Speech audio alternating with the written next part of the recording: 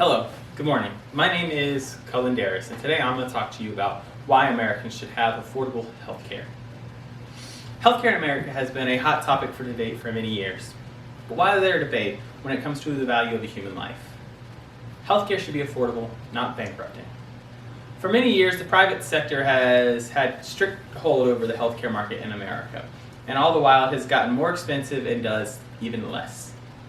So shouldn't it be made affordable by the government if the private sector isn't willing to do so itself? Today I will be examining mortality rates and cost of healthcare, as well as the common counterarguments and why it is a constitutional right for you. So let's talk about that. First up is mortality rates, and that is in the U.S. compared to other countries with some form of universal government-made affordable health care. A book I read on it that's about the state of competition of healthcare in the U.S. talks about, and I quote, Americans have a 3.7% mortality rate when it comes to curable diseases compared to their universal healthcare partners, such as Canada, who boasts a 1.6%. Now, the statistic is based out of 2018, but it still holds true today. And then an article I found online it's called Healthcare for All, says that Americans are much less likely to discover a sickness or disease in themselves by staying home to avoid excessive healthcare costs. So we have more deaths because people are afraid of the cost. I said I was going to talk about costs, so let's do that next. We're going to talk about how a lot of the problems of mortality work into the cost of healthcare in the U.S. And that is to talk about the price point compared to the actual coverage given.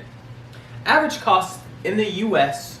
range from 270% to 3,000% higher hospital and medical costs than their international counterparts who have some form of a universal health care. That is according to NDR. Yet, actual coverage usually only covers about 1/5 to 1/3 of those same countries, according to prosandcons.com. Most prescriptions are covered, and there is almost no such thing as out-of-network in those same countries as well. And what that means is that if I get sick here in the United States, like in the state of North Carolina, and I travel to California, I don't have to worry about finding a hospital or doctor over there that's covered in my network by Cigna, for instance.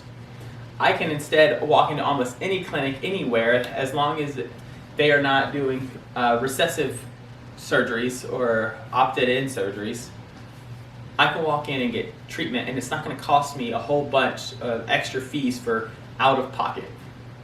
As well as prescriptions. There's no underlying problem with certain prescriptions or an insurance company battling you because a doctor says you need prescriptions. If it says you need it, they give them to you. So cost is the biggest issue in the U.S. healthcare system. So let's look at some of the counter arguments as to why we shouldn't have this system in place. The first is the argument on wait times, as well as the quality of care, and then lastly, taxes. So the Canadian lie is something that anyone in our age group or even above should have heard. But they probably don't know it as the Canadian lie. They probably know it as Clinton era healthcare conversations and debates. And all of this was covered and talked about, the Canadian lie, in 2018 in a Planet Money article, when a lot of the testimonials, the lawyers, and people who came forth in that case proved that that entire case was based off of fraudulent and fake information from witnesses who were paid for by these big pharma and medical insurance companies so that they would instead look better. Like, American system is so great and all this universal health care would be so bad for the U.S. There is also no proof of increased wait times. But if there were, it would be because we are taking more care of our sick instead of letting them die. But I reiterate that there is no proof of an increased wait times. I myself have been to a hospital for a simple injury and been stuck in the waiting room for over 2 hours, and that's on our so-called speedy system. If there were, though, an increase, the first 5 years would be the only time where we would see a potential increase in wait times. After that, there would be a drastic decrease compared to modern wait times due to a healthier population. Healthier people means less sick patients, which means less people going to hospitals. And all of this would work in with taxes. Yes, at the beginning there would be a small hike in taxes to pay for these systems. But as we got healthier as a population, the financial burden caused by that healthcare system would decrease. And thus, the tax burden would either remain the same and go towards other public things like infrastructure, other thing that this country needs, or it would be able to be rolled back. Just like we do have some taxes that are only there while we solve problems and then we roll them back when it's no longer an issue. It might not ever go back to that same level, but we would get a rollback. And America's prices are skyrocketed by excessive prescriptions. All right, so quality of care comes in where most doctors will say, hey, this is what's wrong, this is what you could do in your day-to-day life to help you get better. Like, hey, eat less, eat more greens and stuff like that.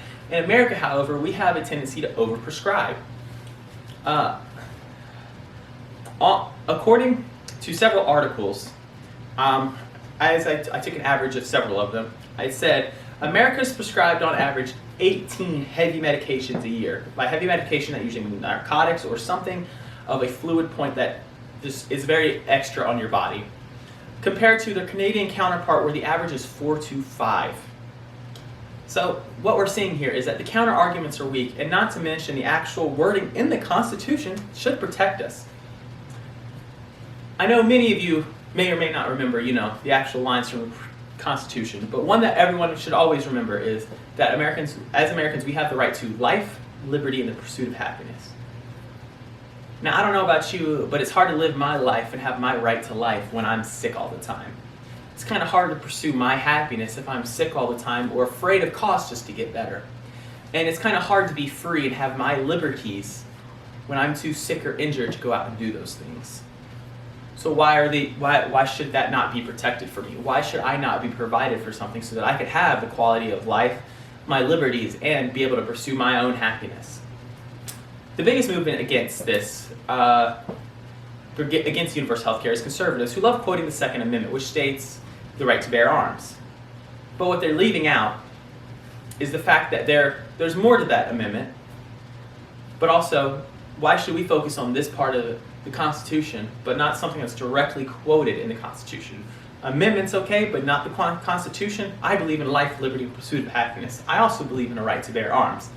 So if I believe this part of the Constitution, everyone should also have to believe both parts of the Constitution. You can't pick and choose where you want to lie. As well as anybody who's anti-abortion. I only bring this up because this is a major political issue in the United States, which divides us about 50-50. If you're anti-abortion, or pro-choice as it's like to be called, but against affordable health care, there's 0 sense. That means you either support forcing someone to have somebody and not caring about their actual health, or that means you want all life to be cherished. And by all life, that means it should be adults who cherish life as well. We should be able to take care of ourselves the same way we take care of a small child. So everyone has a right to life, and a healthy one at that. There are many reasons we should make healthcare affordable in the U.S. Today we looked at mortality rates in the U.S., the cost comparison in the U.S., the weak counter arguments, and it's our right to life. We should have it. So why should we deny people their right to life when all over the world other countries are getting it right? We are Americans. We should be the flagship of goodness, not a doorstop to death. Thank you for your time.